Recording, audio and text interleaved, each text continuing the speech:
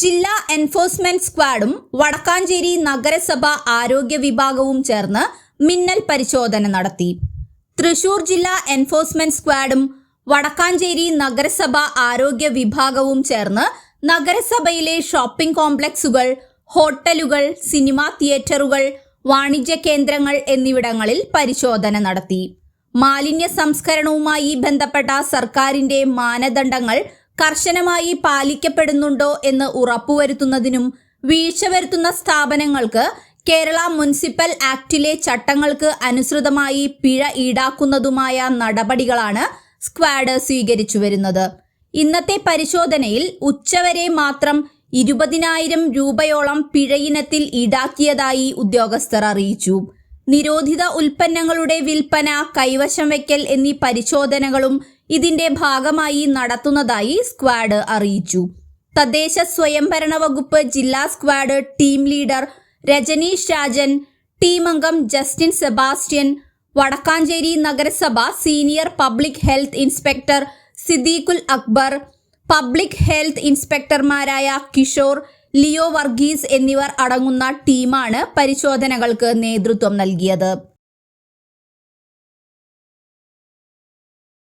ജില്ലാ എൻഫോഴ്സ്മെന്റ് സ്ക്വാഡും വടക്കാഞ്ചേരി നഗരസഭ ആരോഗ്യ വിഭാഗവും ചേർന്നാണ് ഇന്ന് വടക്കാഞ്ചേരി നഗരസഭയിലെ വിവിധ ഷോപ്പിംഗ് കോംപ്ലക്സുകൾ, ഹോട്ടലുകൾ, തിയേറ്റർ, അതുപോലെ തന്നെ വാണിജ്യ സ്ഥാപനങ്ങൾ ഇവിടെയെല്ലാം തന്നെ ഒരു പരിശോധന നടത്തുകയാണ്.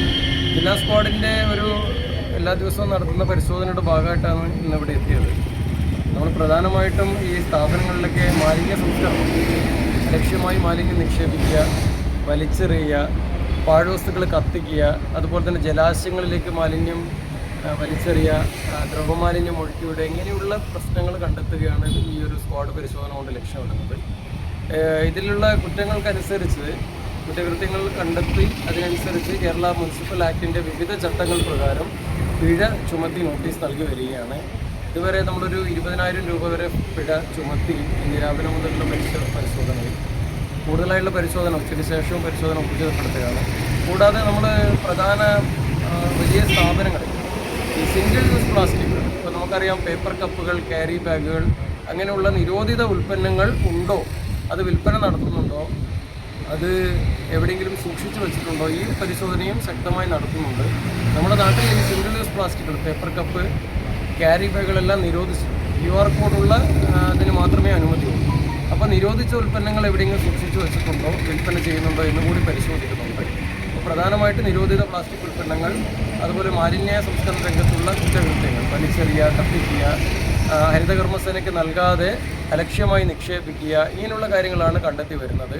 ശക്തമായ നടപടികളാണ് സ്ക്വാഡും അതുപോലെ വടക്കാഞ്ചേരി നഗരസഭ ആരോഗ്യ വിഭാഗവും എടുത്തു വരുന്നത്. കാരണം ഇതെല്ലാവരും ചേർന്നാൽ മാത്രമേ മാലിന്യ സംസ്കരണത്തിലൊരു മാറ്റം ഉണ്ടാകുകയുള്ളൂ. അപ്പോൾ വലിച്ചെറിയാതെ, കത്തിക്കാതെ അത് ശാസ്ത്രീയമായി സംസ്കരിക്കുന്നതിന് വേണ്ടി തരംതിരിച്ച് ഹരിതകർമ്മസേനയ്ക്ക് കൈമാറുക, അതുപോലെ ദ്രവമാലിന്യം അത് പുറത്തേക്ക് ഒഴുക്കിവിടാതെ ശാസ്ത്രീയമായി സംസ്കരിക്കുക. സോക്ക് പിറ്റുകളും സീവേജ് ട്രീറ്റ്മെൻറ്റ് പ്ലാന്റുകളൊക്കെ വഴി നമ്മളെ സ്ഥാപനങ്ങളിൽ ഉണ്ടാകുന്ന ദ്രവമാലിന്യം സംസ്കരിക്കേണ്ടതുണ്ട്. അതുപോലെ നിരോധിത പ്ലാസ്റ്റിക് വസ്തുക്കളൊന്നും തന്നെ വിൽക്കുവാനോ വിതരണം ചെയ്യുവാനോ സൂക്ഷിച്ചു വയ്ക്കുവാനോ ഉപയോഗിക്കുവാനോ ഒന്നും പാടില്ല. അതെല്ലാം തന്നെ ഉറപ്പാക്കുക.